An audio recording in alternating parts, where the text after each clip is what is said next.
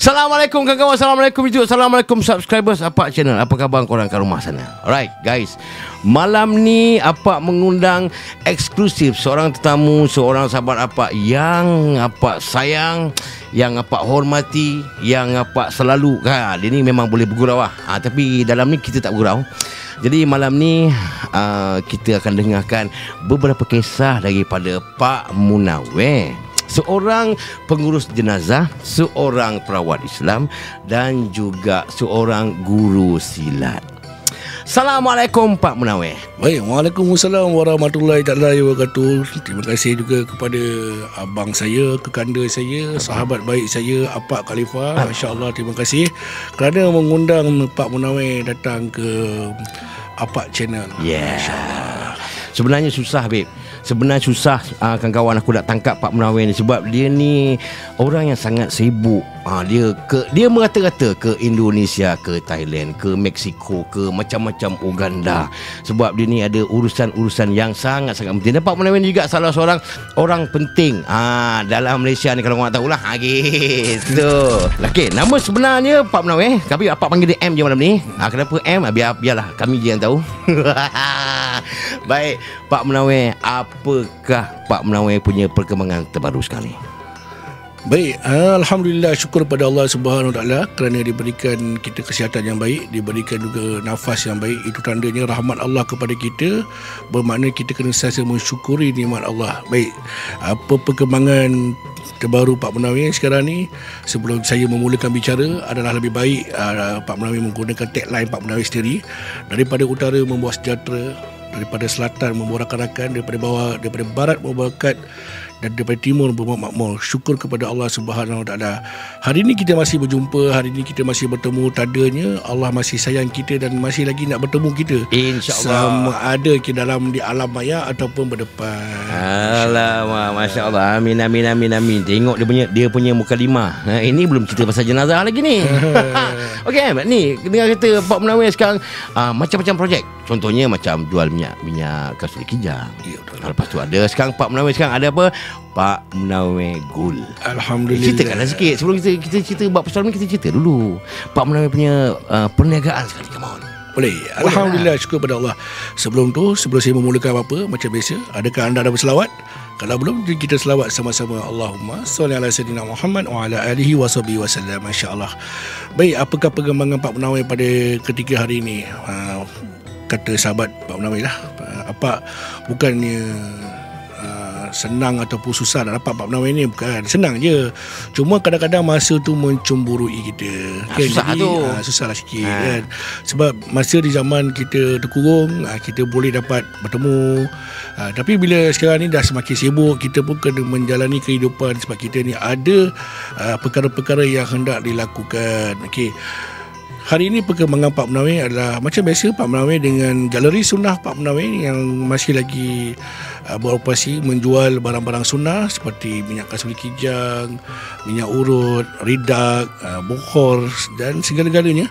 Dan di samping itu juga Pak Munawir banyak berkhidmat untuk ulama-ulama dan juga para habaib, di mana dana-dana yang dikumpulkan daripada hasil rawatan dan juga hasil jualan adalah disumbangkan kepada mana-mana madrasah yang Pak Munawir singgah. Jadi dalam pada masa sama, alhamdulillah, Allahumma sholli ala Muhammad, Pak Munawir dapat berkenalan dengan beberapa sahabat yang dalam perjuangan untuk orang kata apa, merealisasikan ataupun membawa sunnah, di mana daripada situ jugalah Pak Munawir berkenalan dengan seorang sahabat Pak Munawir sendiri. Sedap Pak Munawir bagi nama dia Amir lah, yang kami bersama-sama untuk menjual dan juga memperkenalkan emas kepada seluruh Malaysia. Sebab betul. apa? Kata di dalam Al-Quran pun dah diberitahu, akhir zaman emas dan tepung ni antara satu benda yang sangat bernilai dan sangat yang dicari. Jadi why not kita ambil apa yang terkandung di dalam Al-Quran tu, kita jadikan dia sebagai untuk preparation di masa hadapan. Itu saja. Itu dia kawan-kawan. Kalau korang tahu sahabat Pak Munawir itu Amir ada juga di belakang kamera kita ni. Sekejap lagi kita boleh ambil gambar, kita boleh post di hujung segmen lagi. Pak Munawir, gua nak tanya lu lah Pak Munawir. Bilakah orang kata umurnya Pak Menawir ni menceburi bidang pengurusan jenazah. Dan lagi satu, dan masa bila pula Pak Menawir umur Pak Menawir ni menjadi seorang perawat. Kalau boleh kita share malam ni, kalau ada kisah-kisah jenazah yang Pak Menawir rasa macam ini kena share ke, patut dikongsi dengan media kata orang lah. Kita tanya Pak Menawir, bilakah masanya Pak Menawir start dalam bidang pengurusan jenazah? Okey, bismillahirrahmanirrahim. Allahumma salli ala Muhammad. Kalau ditanya dengan saya bila saya bermula dengan pengurusan jenazah, saya lebih suka bercerita saya bermula asalnya daripada saya bermain silat dulu. Jadi di mana waktu saya berkecimpung dari dalam silat ialah ketika saya dengan arwah atuk saya iaitu Nayan di Kedah. Jadi sedikit sebanyak saya dapatlah beberapa ilmu persilatan daripada arwah atuk. Jadi di samping itu saya banyak berjalan, banyak berkenalan dengan orang. Di samping itu saya banyak pergi ke gelanggang-gelanggang dan mencuburi persilatan. Terutama sekali adalah buah pukul lah. Kita panggil itu buah pukul lah. Jadi kalau saya nak sebut nama-nama yang bersama dengan saya itu terlalu banyak. Tapi antara yang saya boleh sebut di sini yang banyak bersama saya ketika saya menjalankan, ketika saya mencuburi dalam persilatan, Saudara Faiz, Saudara Pakdi, Topek, Mak Besar, antara mereka-mereka inilah yang banyak bersama dengan saya ketika saya dalam berkecimpung di dalam persilatan. Manakala dalam pengurusan jenazah ni sebenarnya tidak ada terlintas pun sebenarnya dalam pengurusan jenazah ni. Tetapi ada satu kisah di mana ketika saya tu, biasalah kita ni pernah muda. Jadi bila muda ni nakal tu ada. Ketika tu sibuk dengan aktiviti malam, bermain motor. Jadi ketika tu umur Pak Menawir dalam lingkungan 17-18 tahun. Jadi masa tu Pak Menawir ni kira sibuk lah dengan orang kata apa, aktiviti tak sihat lah orang panggil di waktu malam. Aktiviti muda. Aktiviti muda lah orang kata, tak sihat lah kita panggil. Sebab apa? Ketika itu seronok disebab zaman muda. Tapi bila kita dah berusia ni sakit telinga bila dengar sana sini.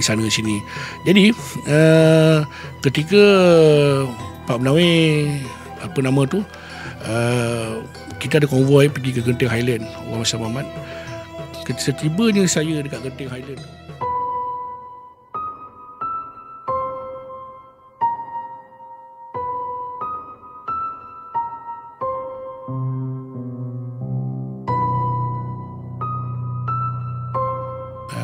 entah kenapa hari tu badan saya rasa macam tak ada rasa macam nak join sangat dengan aktiviti-aktiviti ramai-ramai tu pergi atas kan.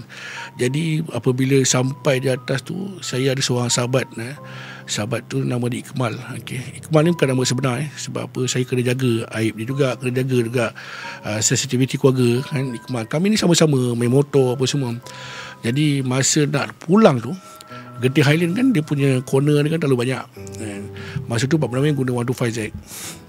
Ketika Allahumma salli ala Muhammad, ketika kami turun ramai-ramai, memang ramai-ramai turun masa tu dah macam kira tengok siapa paling champion lah kan, corner banyak kat situ. Jadi masa tu Pak Menawir ambil pendekatan, Pak Menawir malas nak bawa laju-laju, nak bawa slow je lah, memang nak relax. Jadi masa tu Pak Menawir orang yang paling terakhir sekali kat belakang. Jadi sahabat Pak Menawir ni, sebelum kita orang bergerak ni, dia cakap dengan saya, Pi, aku tunggu kat bawah lah kan? Jom lah sekali. Saya kata, aku tak ada mood hari ni. Jom lah, nanti kalau aku tak ada kat bawah, nanti kau rindu aku. Seolah-olah apa yang dia cakap tu seolah-olah macam kata-kata terakhir. Itulah sahabat saya, sahabat yang sangat saya sayang. Jadi ketika itu kita masa tu muda, tak ada fikir apa-apa pun. Jadi ketika itu jugalah, Allahumma salli ala Muhammad, masing-masing semua macam bola lepas kandang, pram laju. Saya saja yang bawa motor tu slow. Ketika lebih kurang dekat saya, daripada atas kita boleh nampak corner-corner kat bawah tu. Jadi dan hampir-hampir nak sampai ke bawah tu, saya nampak ada satu motor tu berapi tau. Berapi. Dan bila saya sampai di sana tu, rupa-rupanya yang berapi tu adalah kawan saya yang jatuh motor kat situ. Dan ketika dia jatuh, ada satu van lenyek dia sekali. dalam keadaan dia tu terputus dua. Ketika itu juga, masa tu juga ada lagi kenderaan yang bawa laju yang sambut kepala dia apa semua sampai berderai. Maksudnya langgar beramai-ramai. Langgar beramai-ramai. Dan ketika itu kawan-kawan saya semua dah ke depan. Yang tinggal saya seorang kat belakang. Nak dijadikan cerita mungkin tu sebab saya di kat belakang. Apabila saya sampai, dan ketika umur saya dalam lingkungan 17-18, saya ni sangat geli dengan darah. Asal tengok darah muntah. Jadi saya tak boleh bau darah. Jadi ketika saya sampai kat bawah tu, saya tak tahu siapa yang accident. Tapi bila saya tengok nama plate tu, darah saya dah berderau. Ini kawan aku.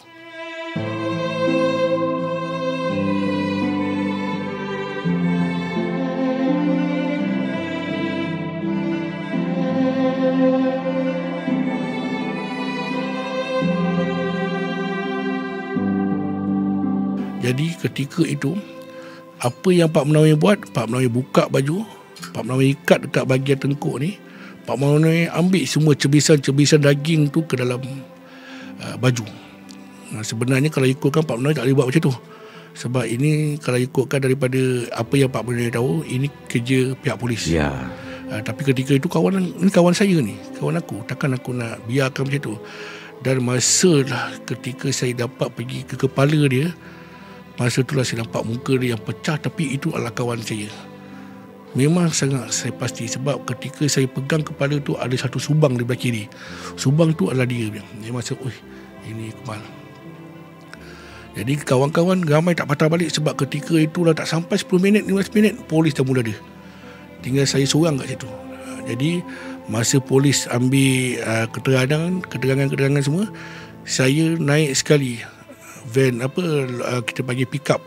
Kita panggil apa tu? Land Rover tu. Land Rover yang letak mayat tu. Letak mayat tu sampai ke hospital Kuala Lumpur. Jadi saya sampai di hospital Kuala Lumpur tu, kawan-kawan semua dah ramai kat sana. Ketika itu saya tak bercakap apa-apa, saya diam je. Dan itulah kali pertama saya berkenalan dengan seorang orang tua yang bernama Pak Din.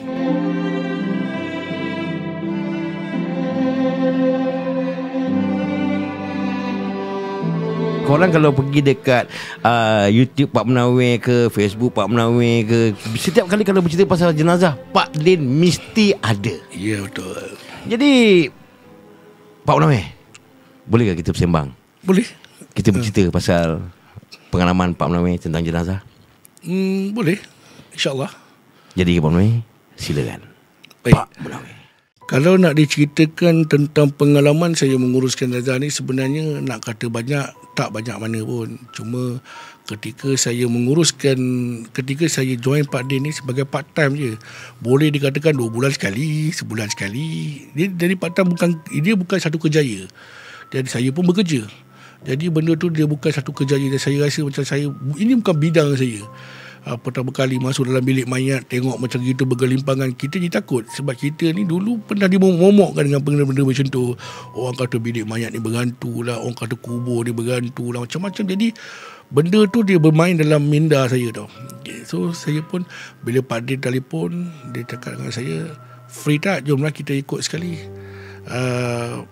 Urus jenazah. Saya banyak menolak. Tapi sebab menolak, sebab kita takut, kita tak ada ilmu tu.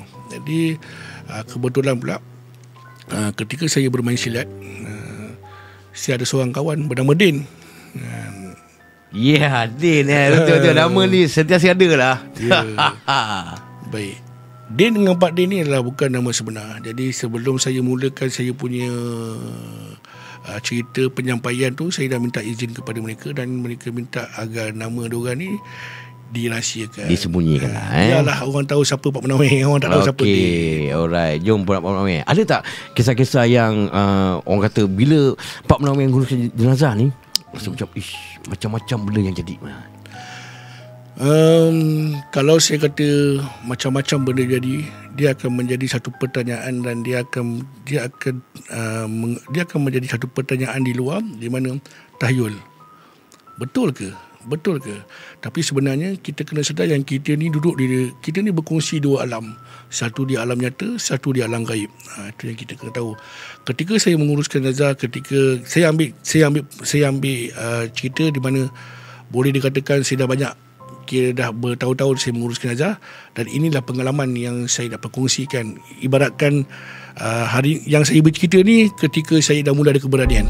Ada satu kisah yang Pak Menawai nak perkongsikan di sini adalah ketika Pak Menawai menguruskan satu jenazah di sebuah hospital di Selangor. Jadi sebenarnya ada lebih baik kita sebut nama hospital tu, sebab kita kena jaga sensitivity juga oleh macam mana pun. Ketika itu pihak forensik ada telefon Pak Din. Pak Din, ada satu jenazah nak diuruskan. Jadi Pak Din boleh datang lah. Jadi Pak Din pun telefon lah saya. Jadi ketika tu dalam pukul, saya ingat saya pengalaman ni adalah pengalaman yang tak pernah saya ceritakan lagi. Ini eksklusif daripada Pak punya channel lah. Terima kasih Pak Menawai, I love you. Terima kasih bang. Jadi ketika tu Allahumma shalli Muhammad, saya dapat panggilan daripada Pak Din ketika tu jam 11.30 malam. Saya ingat lagi sebab apa 11.30 malam, sebab masa tu saya baru lepas tengok satu movie yang habis je jam tu 11.30. Saya dapat satu panggilan telefon dari Pak Din. Pak Din kata, ada kat mana? Saya kata, saya ada kat rumah. Ni datang hospital, ada jenazah nak disempurnakan. Saya pun tak ada buat apa-apa, dan saya terus start kereta, saya terus pergi. Ketika tu malam. Bila saya pergi ke hospital berkenaan, kawan saya Din dah ada di sana. Dia pun cakap, "Ya, asal lama sangat kau ni?" Macam biasa saya dengan dia ni selalu bergaduh. Dia ni adalah kalau dikategorikan sebagai seorang kawan yang banyak menyusahkan saya. Tapi erti kata lain, dia ni adalah seorang sahabat yang paling saya sayang. Sebab kami ni mengenali sesatu sama lain. Okay. Jadi bila sampai di sana, Allahumma shalli Muhammad, saya kata, aku pun dapat call daripada Pak Din suruh datang, yang call ada kat sini. So apa masalahnya? Mana mayat tu? Belum lagi, tak rilis lagi. So kita kena sidai kat sini. Sidai. Jadi sidai pun tak lama, dalam 20 minit. Jadi ketika kita kena sidai kat situ, dia ada satu ruang menunggu tau. Ruang menunggu tu kosong tau. Yang ada kat sana, saya, Din, budak-budak forensik semua dah pergi lari ke bahagian kecemasan. Sebab setahu saya, dekat bahagian forensik tidak akan ada orang lepak kat situ. Walaupun pekerja diorang pun, diorang takkan duduk kat situ. Diorang akan duduk dekat belah kecemasan. Sebab apa? Wallahu a'lam bishawab. Dan diorang akan juga pergi ke forensik. Jadi kejap-kejap lah diorang akan turun naik kan. Jadi masa tu Allahumma shalli Muhammad, ketika saya tunggu dengan Din, masa tu lah cuaca kat sana dia nak jadi angin terlalu kuat, dan masa tu dah nak hujan dah nak mula turun. Saya tengok jam dah pukul 12.30. 12.30 dah ni. Bila mayat nak rilis? Nak tengah hari ya? Malam. Tengah malam. Tengah malam. Okey, tengah malam. Jadi saya kata tak tahu, pergi kat bahagian forensik. Tanya bila, dia kata tunggu kejap sebab doktor tak sign lagi. Lepas tu bila doktor tak sign lagi, dalam masa yang sama kita nak tunggu waris pula datang untuk buat pengecaman mayat. Jadi bila tunggu dah pukul 1. Tapi sebenarnya ketika saya dengan Din tunggu, tak ada satu waris pun datang untuk cam mayat. Tapi tiba-tiba keluar budak forensik kata, okey, dah boleh settle lah, dah boleh uruskan lah. Mana pengurusan, mana orang yang pergi pengecaman mayat, waris mana? Lepas tu dia kata, waris dah call lah, kita dah ada gambar, kata betul. Macam tu lah. Okey, maknanya waris datang sebab waris duduk jauh. Jadi jenazah ni selepas kita nak mandikan dia, kita nak kena hantar ke Kelantan. Jauh tu? Jauh. Okey, ini bermula ketika mandi. Ya. Ketika mandi ni saya dengan Din saja. Pak Din tak turun sebab Pak Din ni dia kategori dah tua. Jadi yang banyak buat kerja ni orang muda lah. Okey. Jadi ketika saya dengan Din ambil jenazah tersebut, jenazah tu pula dalam pada masa yang sama, ketika saya angkat dekat bahagian forensik untuk dibawa ke tempat mandi, jenazah ni lebih kurang besar saya je. Besar saya lah. Jadi dalam pada masa tu, saya dengan Din angkatlah jenazah tu, letak dekat atas tempat untuk dimandikan. Lepas kita dah angkat, kan dia dah tutup dengan kain putih apa semua, dengan sebab lepas pada forensik kan. Bila kita buka je kain putih tu, Allahumma shalli Muhammad, rupa jenazah tu sangat menakutkan. Bila kita tengok dekat report tu, dia meninggal sebab sakit jantung. Tapi tak ada kena-mengena pun dengan aksiden ke, terbakar ke apa ke, tidak. Tapi rupa jenazah tu sangat menakutkan. Ketika saya buka tu, saya cakap Allahu Akbar. Din pula, uish, kenapa jadi macam ni ya? Saya pandang muka Din, Din pandang muka saya. Din, tak payah fikir banyak. Tugas kita adalah mandi. Cukup. Lepas mandi, kita solat. Okey, lepas solat, kita hantar. Engkau settlekan kain kapan, biar aku yang mandi. Maksudnya Pak Mani seorang-seorang? Saya seorang. Sebab dia, kalau ikutkan untuk mengurus jenazah ni, kalau boleh habis ada 2-3 orang. Dia punya jalan kerja dia cepat. Tapi ketika tu saya dengan Din je ada. Bila saya dengan Din, so Din, kita pecah kerja. Engkau pergi ambil kain kapan, engkau buka kat belah sana, kau siapkan kat sana, dan aku punya part biar aku mandi.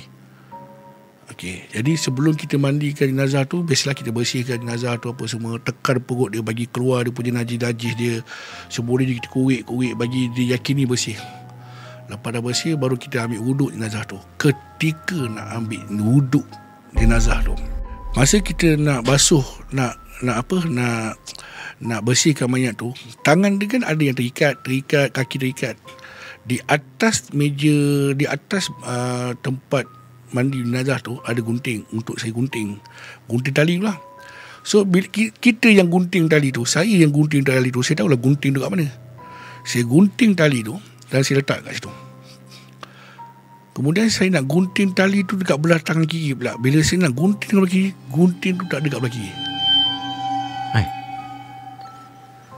Saya pun terfikir, mungkin jatuh, mungkin aku tak dapat lain. Tapi sebab kan tak sampai berapa second je benda ni. Tapi nak sejukkan hati punya pasal, mungkin jatuh kot. Din kat depan. Din, kau ada ambil gunting aku, Din? Bila pula aku ambil gunting kau? Aku dengan kau, Din, kau jauh dengan aku kan? Lepas tu, tak apalah. Lepas tu saya pun cari gunting kat mana gunting. Jadi saya dapat gunting tu kat bawah. Maknanya gunting tu jatuh. Jadi saya pun ambil lah gunting tersebut. Bila saya ambil gunting tersebut, takkan kita ambil, kita terus angkat. Mata kita pandang depan tak? Bila saya pandang depan, saya nampak 2 kaki lagi. Di depan sedang berdiri. Dekat jenazah tadi? Yes. Kita tengok, saya kat sini. Okey. Jenazah. Okey. Di sebalik depan tu ada 2 orang lagi tengah berdiri. Sedangkan saya seorang. Din dekat bahagian tempat lain untuk kapan. Siapa 2 orang ni? Balik saya dah nampak, saya tengok, siapa pula ni? Ya Allah. Tenang. Din, kau apa? Aku tengah lepak air ni, tengok muka. Ada siapa-siapa lagi, Din? Mengapik apa kau ni, Pi? Aku dengan kau ni kan? Okey lah. So saya pun bila selawat banyak-banyak, saya sipar, saya terus bangun. Bila bangun, saya nampak depan saya ni tak ada pun orang yang dimaksudkan tu, yang kata kaki bawah tu. Kaki tadi tu dia macam pakai jubah ke, pakai seluar kaki ke? Kaki tu pakai seluar. Okey, jadi bila saya tengok, Allah, mungkin mainan perasaan. Saya ni suka sejukkan hati sendiri. Okey, mainan perasaan kot. Sebab tempat-tempat macam tu, kita tempat tu sejuk. Bila sejuk kan, macam-macam lah fikir. Jadi saya pun tak fikir apalah. So saya pun gunting lah. Gunting yang tangan belah kiri, yang mana terikat saya gunting. Lepas saya dah gunting tu, saya dengar satu bisikan, jangan sempurnakan aku. Jangan sempurnakan aku. Jadi saya pandang kanan, pandang kiri. Kalau Din bisik, aku dengar depan, ni dengar belakang. So saya pun macam perasaan ni penat kot. So saya pun tak nak cakap banyak. Saya pun mandi kain jenazah tu. Macam kata, cuci kain jenazah tu, buangkan segala tahi-tahi yang ada apa semua. Lepas dah ambil semayang tu, dekat mulut tu, berbuihnya tu, busuknya tu tak berhenti-henti. Tak berhenti-henti. Saya pun puaslah cuci. Kemudian nampak satu lembaga betul-betul dekat bucu tu tengah tengok saya. Bila saya tengok lembaga tu, Allahumma salli ala Muhammad, keadaan dia, wajah dia kurang tak lebih macam mawas.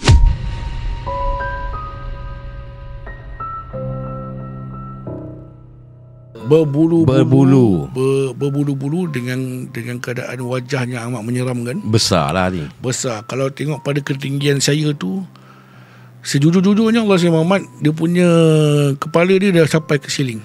Tinggi tu. Okay, jadi daripada situ saya terfikir, apa benda ni? Apa benda pula ni? Lepas tu Din tegur saya, kain dah settle?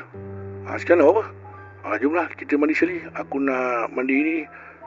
Kau ni macam je Pi. Tak ada apa, aku penat kot. Tak, kau ni macam ni. Kau tak macam ni. Selalu kau hypo. Selalu kau rancak buat. Ni kau ni macam ni. Tak ada apa lah Din. Jomlah kita buat sama-sama. Dan kau belah ni, aku belah sini.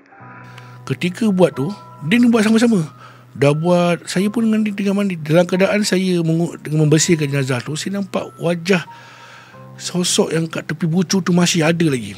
Sedang memerhati.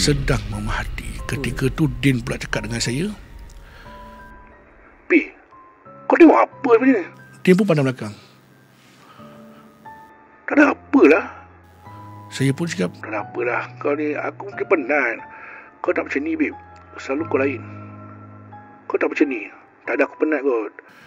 Lepas tu dalam masa sama, Din, kau mandi jap. Aku nak pergi toilet.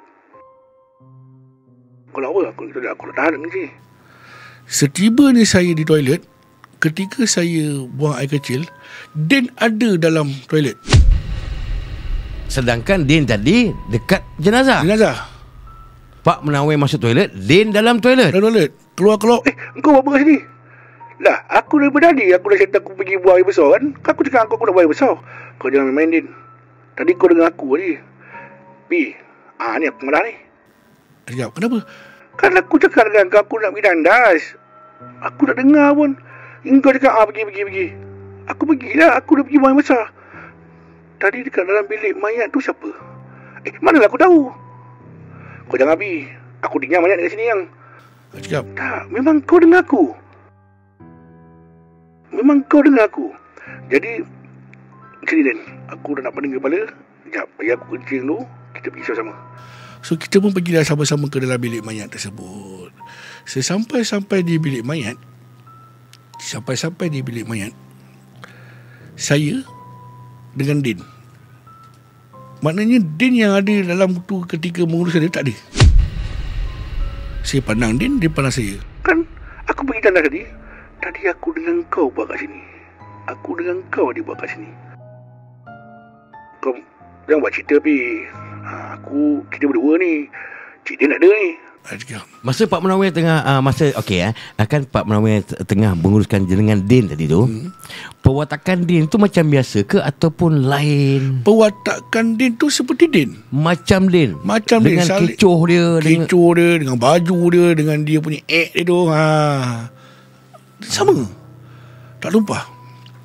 Jadi kita pun tak expect lah. Mungkin dia tidak kan. Jadi saya cakap, tak apalah, aku dah nak fikir banyak. Kita uruskan jenazah ni.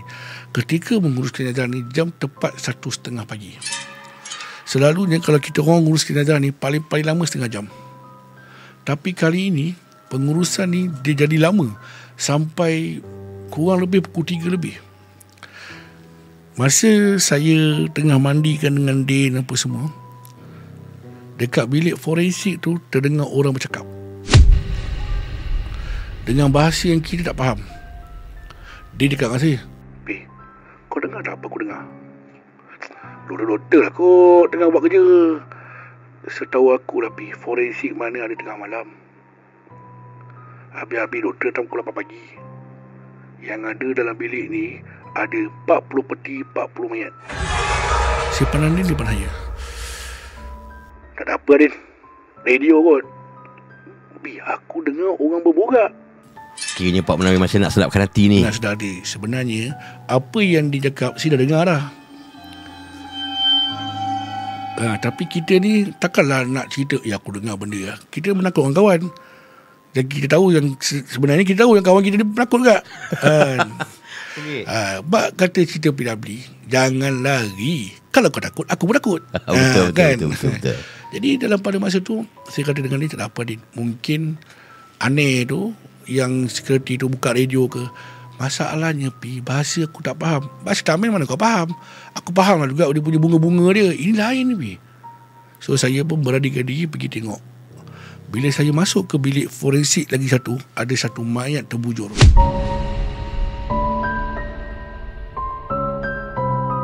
Itu untuk tunggu di operation. Maknanya tunggu dia buat forensik kan. Masa tu saya kata, ada mayat. Doktor tak ada. Siapa yang buat kat dalam tu?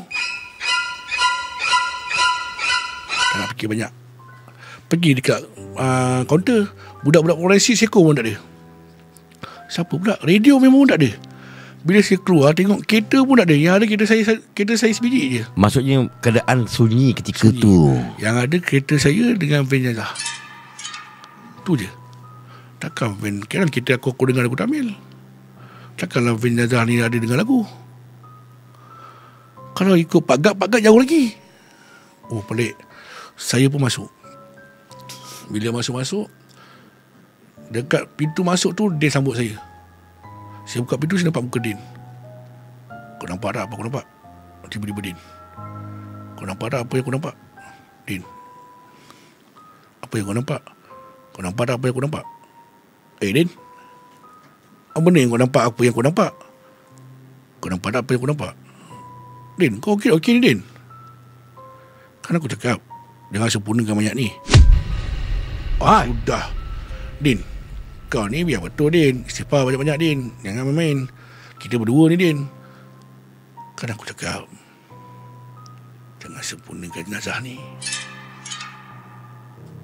Aku dah cakap dengan kau, jangan sempurnakan jenazah ni. Dalam keadaan dia cakap nada tinggi, dia berpaling. Bila dia berpaling tu, saya tegur dia. Din, kau okey ke tak okey? Bila dia pusing muka dia, Din, boleh ke saya buat memek muka? Boleh, try. Bila dia pusing muka dia,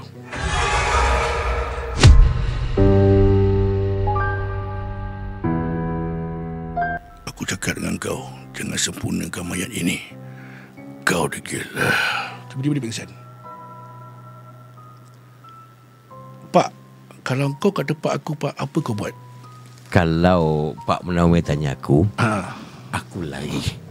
Kalau kau nak lari, kau fikir tanggungjawab kau kat situ.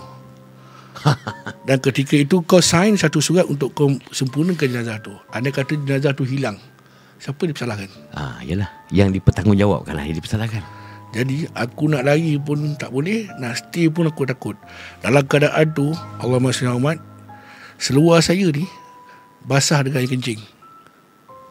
Walaupun podcast, walaupun kita cerita, Pak Munawir tak malu untuk cerita keadaan tu. Sebab bila kita takut, kita kena cerita benda takut. Oh, tak setengah orang, aku takut aku hadap je. Tak, Pak Munawir cerita yang Pak Munawir memang takut. Sampai guru Pak Munawir cakap, takut jangan takut sangat, Berani jangan berani sangat. Jadi kita duduk tengah-tengah tu. Duduk tengah-tengah tu pun dia takut. Dah satu hal pula aku nak menghidupkan balik si Din. Ambil lah air, genji-genji kat muka Din. Bila dah genji-genji kat muka Din, dia pun sedar. Uish, apa yang hancing bau ni? Dia, kau, apa jadi dengan kau ni? Tak, apa yang hancing ni? Dia gelak kat situ kan. Dia cakap, aku kencing siut. Pergilah tandas. Tak ada. Ni cerita dia macam ni.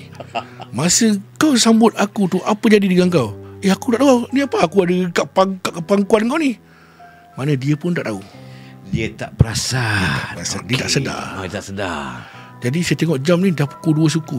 Inilah saya katakan Din, kau perasan tak? Inilah satu jenazah yang kita urus. Boleh dikatakan dah hampir sejam lebih. Ya. Apa sebab aku rasa berat lah. Asal aku rasa macam badan aku ni macam tak sedap lah. Dari tadi aku rasa tak sedap. Kejap aku ambil air pekat, aku tukar. Aku memang ada kencing ni. Kau kencing sebab apa? Nanti lepas kita settle ni aku cerita. Jadi Allahumma salli ala Muhammad, lepas pada dah apa nama tu, dah tukar kain plekat apa semua, saya pun pergilah balik ke tempat menguruskan jenazah tu untuk mandi-mandikan dia. Masa nak mandi tu, Din, aku tak puas hati. Apa pasal kau kencing tadi? Saya cakap, Din, kita settlekan dulu boleh Din? Kita settlekan dulu. kita pun settle lah. Mandi apa semua. Alhamdulillah, Allah SWT, ketika mandi tu tidak ada gangguan yang banyak sangat. Ketika saya nak ambil jenazah tu untuk dipindahkan kepada kain kafan, ketika tu ada satu masalah. Berlaku benda yang sangat menakutkan. Ketika saya angkat jenazah tu, dua orang. Dia pegang kepala, badan, saya pegang kaki, bagian punggung. Pegang, angkat, letak dekat sebelah dia sebelah sebenarnya. Okay. Bila dah letak sebelah tu, dia keluar sebab dia terlupa nak bawa kapal barus untuk diraja dengan minyak kasturi kijang. Masa dia nak angkat tu, dia terlanggar selak pintu. Bila dia terlanggar selak pintu, automatik pintu tu terbuka, tertutup. Dan dia dah keluar, aku yang kat dalam tu dengan mayat tersebut. Berdua. Nak jadikan cerita, bila dah duduk dalam tu, tak tahulah benda ni nak mengganggu ke ataupun memang wallahualam. Dalam tu, dalam bilik forensik tu, dia boleh terpadam lampu.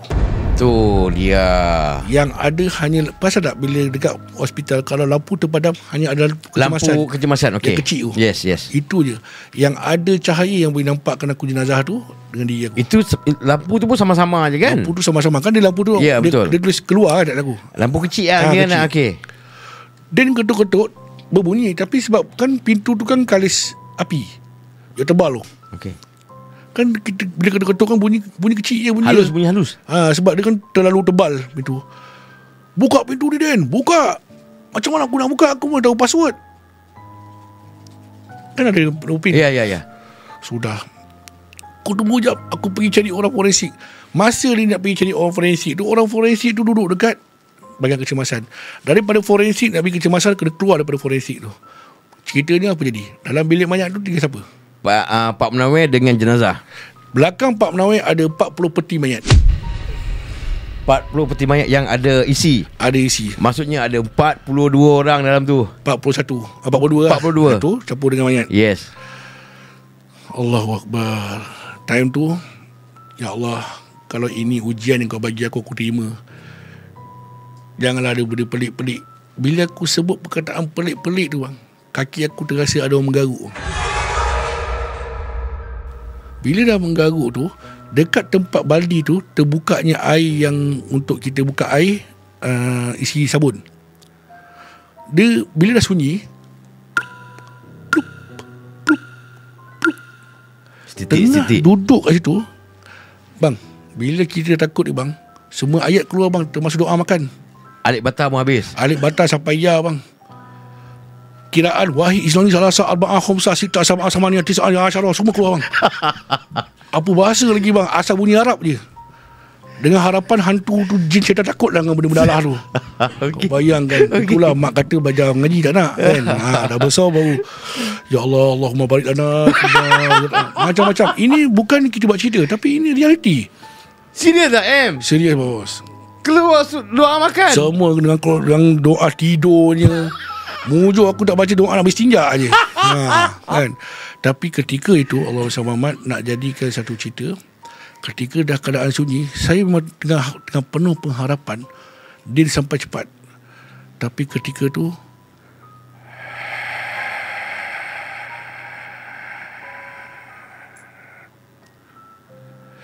saya pun subhanallah.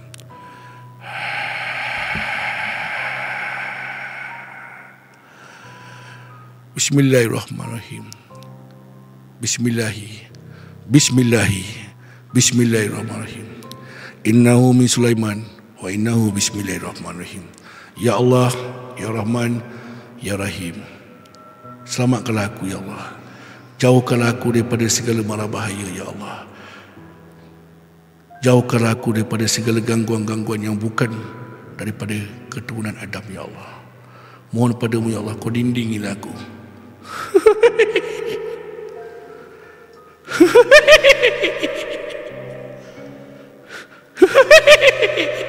Kedengaran suara tu sangat jelas di sebelah. Walhal bila dia ketuk, halus bunyi ni. Macam mana bunyi kuat? Masa tu saya pandang belakang, 40 peti yang sedang menanti, yang untuk disempurnakan. Allahu Akbar. Allahu Akbar. Apa yang kau cuba tunjuk aku, ya Allah? Menangis saya ketika itu. Menangis saya ketika itu. Ya Allah. Subhanallah, subhanallah, subhanallah. Subhanallah. Subhanallah. Subhanallah. Kedengaran tu sangat jelas. Bila saya pandang ke kanan, Allahu Akbar. Berpandukan hanya lampu kecemasan yang kecil tu je. Kepala ni, kita sedar kepala kita ni leher tak panjang. Dipanjang-panjangkan semata-mata nak melihat jenazah tu. Apabila saya melihat jenazah tu,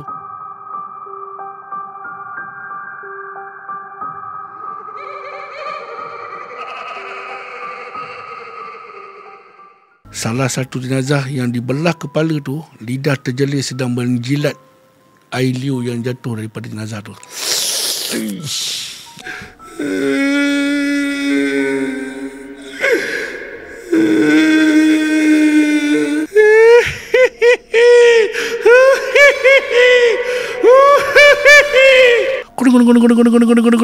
Dia kacau tu, bunyi tu terlalu kuat. Pecah. Marah ke? Marah dia.